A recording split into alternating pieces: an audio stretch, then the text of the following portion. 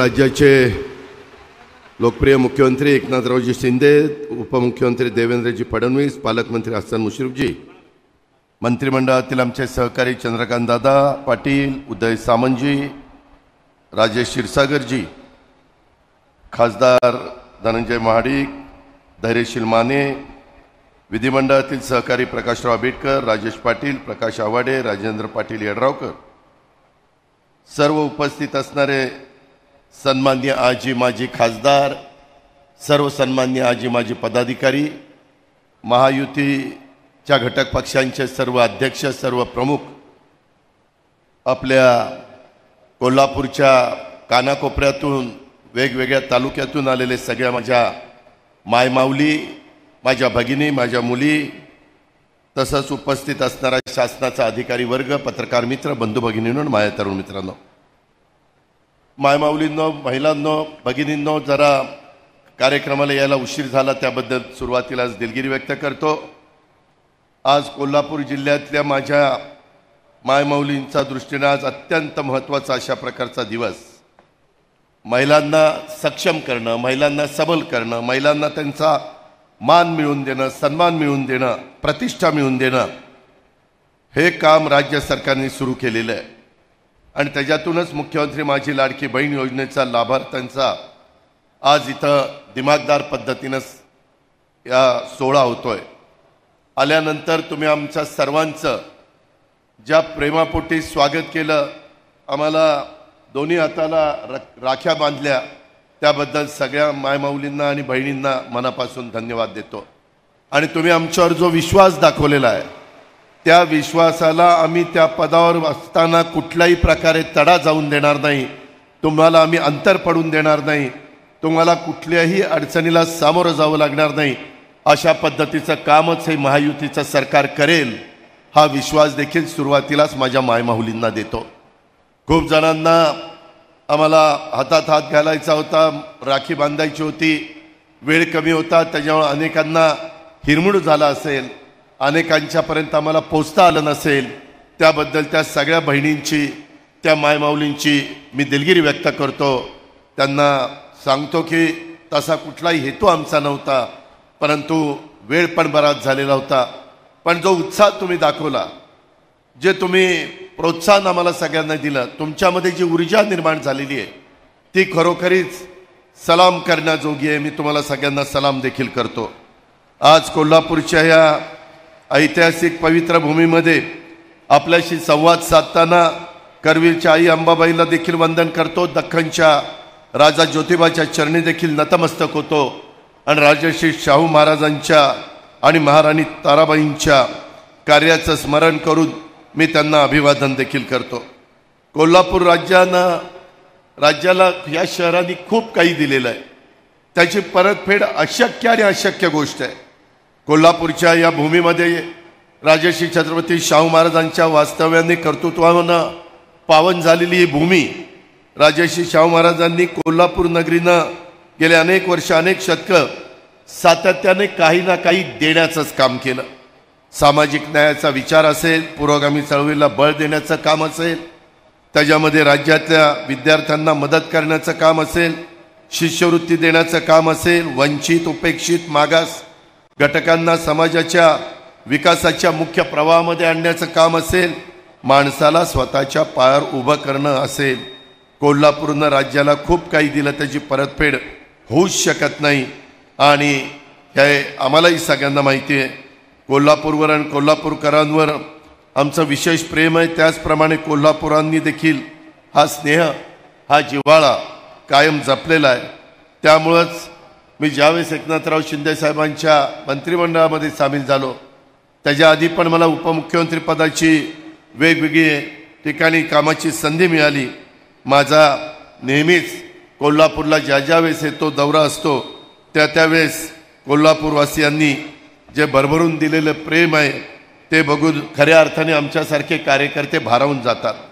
महाराष्ट्राच्या विकास प्रक्रियेमध्ये पाया तथा प्रमुख आधार सामाजिक न्याय हाच राहिलेला आहे, आणि छत्रपती शिवाजी महाराजांनी रयतेच्या राज्याची स्थापना केली, आपल्याला आदर्श कारणीभूत सामाजिक न्यायाचं तत्व जनमानसामध्ये रुजवण्याचं काम केलं। अशा अनेक शिवशाहू फुले आंबेडकरांचा विचार हा देखील आपण सगळेजण त्याच विचारांनी पुढे चाललेलो आहे। त्याच्यामध्ये कुठेही आपण कमी पडत नाही। यंदाच्या अर्थसंकल्पामध्ये आम्ही अधिक चांगल्या तरतुदी करण्याचा प्रयत्न या कोल्हापूरच्या करता केला। एक कोल्हापूरचं पावसाळ्यातलं नेहमी दुखणं म्हणजे माझ्या पंचगंगेला येणारा पूर आणि त्याच्यातनं काही भाग हा जलमय होतो आणि त्याच्यामुळे नुकसान होतं। ते कायमस्वरूपी टाळण्याकरता आणि जिल्ह्याच्या पर्यटन वाढीच्यासाठी यंदाच्या अर्थसंकल्पामध्ये मुख्यमंत्र्यांनी आम्ही सगळ्यांनी मिळून भरीव अशा प्रकारची तरतूद केलेली आहे। ह्या कोल्हापूर सांगली जिल्ह्यातील पुरामुळे होणारी जीवितहानी असेल, वित्तहानी असेल ती टाळावी। माझ्या अतिरिक्त पाणी दुष्काळग्रस्त भागाला वळवण्यात यावं। जागतिक बँकेच्या सहाय्याने 3200 कोटी रुपये किमतीचा महाराष्ट्र प्रतिसादक्षम विकास कार्यक्रम आपण त्या ठिकाणी घेतोय। माझ्या बरेच दिवस सगळ्या लोकप्रतिनिधींचं म्हणणं होतं आणि माझ्याही मनात होतं, आमच्या सरकारच्या मनात होतं, कोल्हापूर शहरातील राजाराम तलावाकाठी अत्याधुनिक आंतरराष्ट्रीय कन्व्हेन्शन सेंटर उभा करण्याचा आम्ही निर्णय घेतला। कोल्हापूरकरांनो, अजून तुम्हाला अंदाज येईना, झाल्यावर तुम्ही म्हणाल की खरंच या युतीच्या शासनाने काय आपल्याला दिलं। त्याकरता 250 कोटी रुपयाची आवश्यकता भासणार आहे आणि तेही काम आम्ही पूर्णत्वाला नेणार आहे। फार सुंदर प्लॅन झालेला आहे आणि उद्याची पुढची 50 वर्ष डोळ्यासमोर ठेवून आम्ही कोल्हापूरवासियांना हे कन्व्हेन्शन सेंटर त्या ठिकाणी देतोय। ज्योतिबा मंदिर परिसर असेल, त्याच्या आजूबाजूच्या डोंगराच्या परिसरातील गावांचा विकास असेल, त्याचा आराखडा आपण तयार केला आहे। त्याला नियोजित प्राधिकरणाची आवश्यकता आहे। या स्तरावर शासनाचा प्रयत्न चाललेला आहे। ज्योतिबा मंदिर आणि परिसर विकास उत्कर्ष प्राधिकरणाची स्थापना करण्यात येणार आहे। कोल्हापूरमध्ये इतके तरुण मुलं मुली कोल्हापूरचा नावलौकिक वाढवतात, महाराष्ट्राचा वाढवतात, माझ्या भारत देशाचा वाढवतात। आत्ताच पॅरिस ऑलिम्पिकमध्ये 50 मीटर रायफल 3 पोझिशन प्रकारात देशाला कांस्य पदक जिंकून देणारा आपल्या महाराष्ट्राचा, आपल्या कोल्हापूरच्या मातीतला नेमबाज स्वप्नील कुसाळे याचं मी सर्वप्रथम मनापासून अभिनंदन करतो आणि नेमबाज स्वप्नीलच्या रूपानं महाराष्ट्राला एक होतकरू गुणवंत खेळाडू दिल्याबद्दल स्वप्नीलच्या आईवडिलांचं, तुम्हा कोल्हापूरवासियांचं मनापासून अभिनंदन करतो। तुम्हाला धन्यवाद देखील देतो। तुम्ही अतिशय उत्तम प्रकारे त्याचं स्वागत केलं, त्याचाही आम्हाला अभिमान आहे। आज कांस्य पदकाला गवसणी घालण्याची कामगिरी करणारा स्वप्नील आज राज्य सरकारतर्फे देखील त्याला भरीव अशा पद्धतीचं पारितोषिक दिलं जाणार आहे। आणि ह्याच्यातूनच एक मध्ये दुःखद घटना घडली। संगीत सूर्य केशवराव भोसले नाट्यगृह हे दुर्दैवाने आगीच्या भस्मसात झालं। स्वतः मुख्यमंत्र्यांनी धावता दौरा केला, मी तिथं भेट दिली। आम्ही चांगले आर्किटेक्ट दिलेत, सुनील पाटील आणि आबा लंबा त्या येतील, त्याचा प्लॅन तयार करतील। ज्याचा प्लॅन असेल, मी मुख्यमंत्री उपमुख्यमंत्र्यांच्या साक्षीनं सांगतो की हे कोल्हापूरवासियांचं वैभव आहे आणि हा एक सांस्कृतिक ठेवा कोल्हापूरचा नाही, महाराष्ट्राचा संपूर्ण हा सांस्कृतिक ठेवा नष्ट झालेला आहे। आणि त्याच्यामुळं ह्या अनेक कलाकारांचं, राज्यभर कलाक्षेत्रामध्ये काम करणाऱ्यांचं या नाट्यगृहाशी एक वेगळं नातं आहे। माझ्यासारख्या राजकीय सामाजिक क्षेत्रात काम करणाऱ्या कार्यकर्त्याला सुद्धा या वास्तूबद्दल विशेष जिव्हाळा आहे। त्याच्यामध्ये जे काही लाकडी काम झालेलं आहे, जे बारीक काम झालेलं आहे, ते जसंच्या तसं करण्याच्या करता लाकडी काम, दगडी काम, सिसम, त्याच्यामध्ये जो काही त्याच्यात अंतर्भाव केला गेला पाहिजे तो अंतर्भाव करण्याच्या करता हे राज्य सरकार कुठल्याही प्रकारचा निधी कमी पडू देणार नाही हा शब्द राज्याच्या मुख्यमंत्र्यांनी पण दिलेला आहे। मी देखील अर्थमंत्री म्हणून देतो। मात्र हे काम लवकर झालं पाहिजे अशी आपल्या सगळ्यांचीच इच्छा आहे। कोल्हापूर जिल्हा नैसर्गिक, आध्यात्मिक, औद्योगिक, शैक्षणिक, सांस्कृतिकदृष्ट्या संपन्न समृद्ध जिल्हा आहे आणि कोल्हापूरची क्रीडा संस्कृती ही देशभर परिचित आहे। आपल्या सर्वांच्या सहकार्याने कोल्हापूरच्या सर्वांगीण विकासाच्या करता शासन कटिबद्ध आहे। खूप मोठी यादी आहे। तुम्हाला मेडिकल कॉलेज दिले आता नवीन, तुम्हाला आयुर्वेदिक कॉलेज दिलंय, अनेक गोष्टी राज्य सरकारने ह्या कोल्हापूरवासियांच्या करता केलेल्या आहेत. श्री करवीर निवासी अंबाबाई देवस्थानचा देखील सर्व सोयीयुक्त 1400 कोटी रुपयाचा विकास आराखडा आपण मंजूर केलेला आहे. अशा पद्धतीनं कोट्यवधी रुपयाची कामं आपण कोल्हापूरवासियांच्या करतो आणि ते आमचं कर्तव्य आहे, ते आमचं काम आहे. हे काम करणारं सरकार आहे, हे विकास करणारं सरकार आहे, हे वेळ काढूपणा करणारं सरकार नाही. आज मात्र या एवढ्या प्रचंड महिला इथं जमलेल्या आहेत, मायमाऊली जमलेल्या आहेत. आज जी काही योजना तुम्हाला दिलेली आहे, तुमच्या अकाउंटला पैसे पण यायला सुरुवात झालेली आहे. आज किती जणांच्या अकाउंटला पैसे आले त्यांनी हातवर करा महिलांनो. तेव्हा प्रचंड मोठ्या संख्येने माझ्या मायमाऊलींना, माझ्या महाराष्ट्रातल्या राहिलेल्या महिलांना मला सांगायचंय, राहिलेल्यांचं पण काम चाललेलं आहे आणि त्यांना देखील मुख्यमंत्र्यांनी आम्ही सगळ्यांनी निर्णय घेतला, जरी ऑगस्टमध्ये त्यांचे फॉर्म ग्राह्य धरले गेले तरी जुलैपासून त्यांना त्यांचे 1500 रुपये दिले जातील. त्याच्यामध्ये 1 रुपया कमी केला जाणार नाही, ही पण खात्री मी माझ्या मायमाऊलींना देतो. मायमाऊलींनो, हे देताना आम्हालाही कळतंय, परवा रक्षाबंधन झालंय, एक भाऊबीजेच्या निमित्तानं ही ओवाळणी आहे. त्याच्यामध्ये कुणी काहीतरी हौशे गवशे नवशे काही बोलतात की हे पैसे परत काढून घेतील. काही जण सांगतात, अरे जावा बँकेमध्ये अकाउंटचे पैसे काढून घ्या, नाहीतर तुमचे पैसे जातील. सगळे एकदम थाप आहेत. तुम्हाला दिलेला पैसा, एक नया पैसा कोण मायचा लाल काढून घेणार नाही, हा शब्द मी आज तुम्हाला सगळ्यांना देतो. पण गैरसमज कसा निर्माण करतात, कारण नसताना सरकारच्या बद्दल एक अविश्वास निर्माण करण्याचं काम करायचं. ह्याला बळी पडू नका. हे पुढेही आपल्याला सातत्याने टिकवायचं. यंदाच्या वर्षी अर्थसंकल्पात तुम्हाला ज्या योजना आणल्या त्याच्यामध्ये 3 गॅस सिलेंडर मोफत वर्षाला देण्याची योजना असेल, माझ्या गरीब मुलींना शिक्षणाच्या करता कॉलेजचं शिक्षण मोफत देण्याची योजना असेल, माझ्या शेतकरी वर्गाला, माझ्या कोल्हापूरमध्ये पाण्याचा जिल्हा म्हणून ओळख आहे, काही तालुके अपवाद आहेत, परंतु इथं मोठ्या प्रमाणावर वीज वापरली जाते. सरकारने माझ्या महाराष्ट्रातल्या शेतकऱ्यांच्या करता 3 हॉर्सपॉवर, 5 हॉर्सपॉवर, 7.5 हॉर्सपॉवर, इथून पुढचं तुमचं येणारं वीज बिल येणारच नाही. तुमचं इथनं पुढचं बिलच द्यायचं नाही आणि मागच्या बिलाचाही विचार करू नका, त्याच्याबद्दल मार्ग काढला जाईल. तुम्ही अजिबात काळजी करू नका. मी ऊर्जा मंत्री होतो 10 वर्ष, आता देवेंद्रजी आहेत. आम्ही बघितलंय सगळ्यात जास्त चांगली वसुली करून देणारा महाराष्ट्रातला जर कोणता जिल्हा असेल महावितरणाच्या बाबतीत, वीज वापरण्याच्या बाबतीत, वापरलेल्या विजेचे पैसे देण्याच्या बाबतीत, तर तो माझा कोल्हापूर जिल्हा होता. हे मी आयुष्यात विसरू शकत नाही.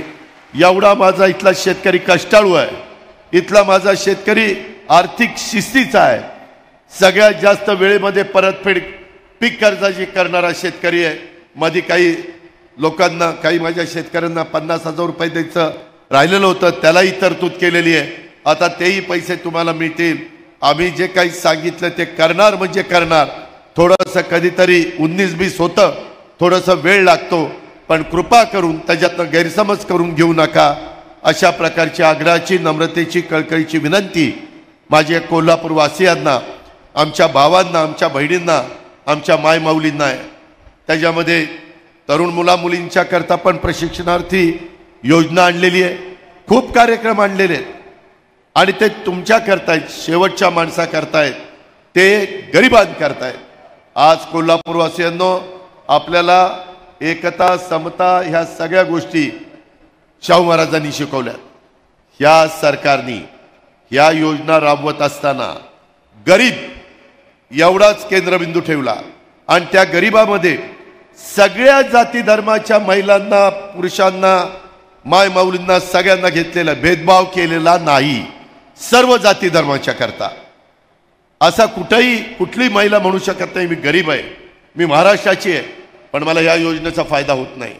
माझा शेतकरी म्हणू शकत नाही मी गरीब आहे, मी 3, 5 आणि 7.5 हॉर्सपॉवरची मोटर चालवतो, परंतु मला वीज बिल माफ झालेलं नाही. असा एक देखील व्यक्ती महाराष्ट्रामध्ये निघू शकत नाही. इतका क्रांतिकारी निर्णय या महायुतीच्या सरकारने, मुख्यमंत्र्यांनी, आम्ही सगळ्यांनी मिळून घेतलेला आहे. ह्याची पण आपण ओळख त्या ठिकाणी ठेवा. मला एका गोष्टीचं, बाकीच्या गोष्टी आमचे मुख्यमंत्री उपमुख्यमंत्री सांगतील, इतर पण वेगवेगळी कामं आहेत. पण मला एक सांगायचं आहे की आत्ता समाजामध्ये काही वेगळ्या घटना घडत आहेत. कुणी राज्य चालवत असताना कुणालाच वाटणार नाही की आपल्या कारकिर्दीमध्ये कायदा सुव्यवस्था कुठेतरी अडचणीत यावी. कायदा सुव्यवस्था चांगली राहण्याच्या करता पडेल ती किंमत मोजावी लागली तरी आम्ही त्यांना प्राधान्य देतोय. आज सातत्याने पोलीस भरती करतोय, आमच्या पोलीस खात्याला इन्फ्रास्ट्रक्चर देतोय. पण काही नराधम, काही अतिशय वळून टाकलेले नालायक हे मात्र कुठंतरी काहीतरी चुकीचं करतात. ते नाही केलं पाहिजे. आणि ती चुकीची घटना घडल्यानंतर माझ्या नागरिकांच्यामध्ये, आमच्या लोकांच्यामध्ये उद्रेक होतो आणि तो उद्रेक रस्त्यावर येतो.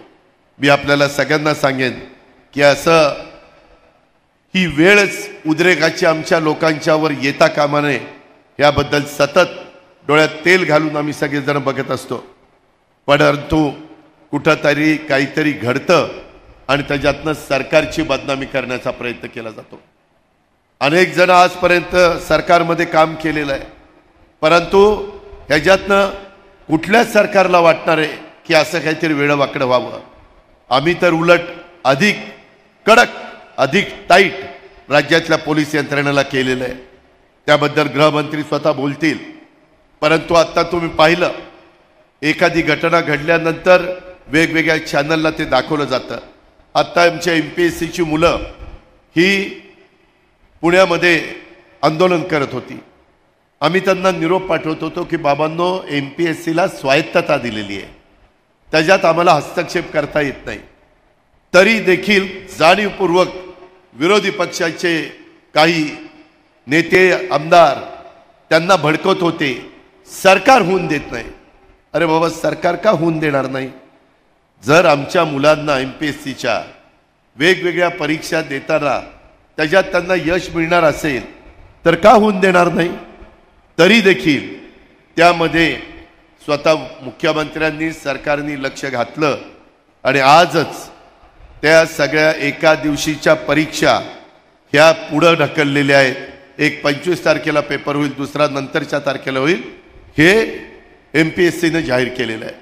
माझी विनंती आहे, निवडणुका जशा जवळ यायला लागल्यात तसं विरोधकांच्या पोटात दुखायला लागले आणि त्याच्यात ज्या पद्धतीनं माझ्या मायमाऊली, आता उद्या आम्ही नाशिकला जाणार आहोत, काल आम्ही बीडला होतो, काल सकाळी मुख्यमंत्री रत्नागिरीला होते. जाईल तिथं प्रचंड मायमाऊलींची त्या उपस्थिती आहे.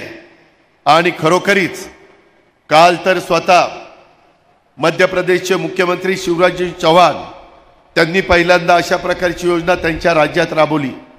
सरकार चालवत असताना मायमाऊलींनो, आमच्या भावांनो, शेतकऱ्यांनो, यावेळेस सरकारने मायमाऊलींच्या करता, शेतकऱ्यांच्या करता, वारकऱ्यांच्या करता, युवा युवतींच्या करता समाजातला असा कुठलाही घटक ठेवला नाही की ह्या घटकाला कुठं ना कुठं योजनेच्या पासून वंचित ठेवलंय.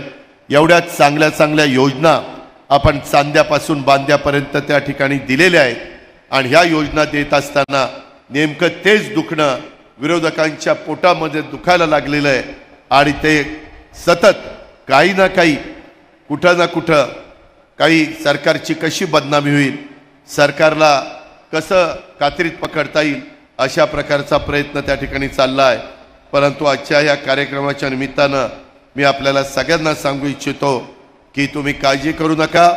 अतिशय चांगलं सरकार, जे शिवाजी महाराजांचं हिंदवी स्वराज्याची स्थापना केल्यानंतर त्यांनी सगळ्या 18 पगड जाती 12 बलुतेदारांना घेऊन हिंदवी स्वराज्य स्थापन केलं. शाहू फुले आंबेडकरांची विचारधारा, त्याच विचारधारेने आम्ही पुढे चाललेलो आहे. आणि हे करताना स्वतः सरकारने पोलीस पाटलांचं मानधन वाढवलं, कोतवालांचं वाढवलं, आशा सेविकांचं वाढवलं, गटप्रवर्तक अंगण सेविकांचं वाढवलं. अजून काही समस्या आहेत, नाही असं नाही, पण त्यामध्ये देखील हे सरकारच लक्ष घालेल आणि त्याच्यातनं न्याय मिळवून देईल, ही पण खात्री माझ्या तमाम माय माऊलींना, बहिणींना, मुलींना ह्या निमित्तानं देतो। आणि हे जे काही तुम्हाला एक भाऊबीज देण्याचा, रक्षाबंधनाची ओवाळणी देण्याचा आम्ही सगळ्यांनी जो निर्णय घेतला आहे, ह्याचा तुमच्या स्वतःकरता चांगल्या प्रकारे उपयोग करा। हा तुमचा अधिकार आहे। इतके दिवस तुम्ही तुमच्या मुलामुलींच्या करता, तुमच्या पती करता, तुमच्या घराकरता सगळा खर्च केला आहे, परंतु तुमचाही काही अधिकार आहे। त्याही मायमाऊलीला वाटतं की माझ्याकरता कुठंतरी बाजारामध्ये जाऊन हे करावं। आज जसे जसे त्या ठिकाणी रकमा जायला लागल्या तशा तशा पद्धतीनं त्यामध्ये बाजारपेठ देखील फुलायला लागलेली आहे। हे सगळं अर्थचक्र आज राज्याचं वाढायला लागलेलं आहे। त्याचंही समाधान अर्थमंत्री म्हणून माझ्यासारख्या कार्यकर्त्याला आहे। पुन्हा एकदा माझ्या सगळ्या बहिणींना आणि मायमाऊलींना, माझ्या बांधवांना मनापासून नमस्कार करतो, धन्यवाद करतो आणि माझी 2 शब्द संपवतो। जय हिंद, जय महाराष्ट्र। 2 शब्द नाही, जास्तीचं बोललेलं संपवतो। धन्यवाद।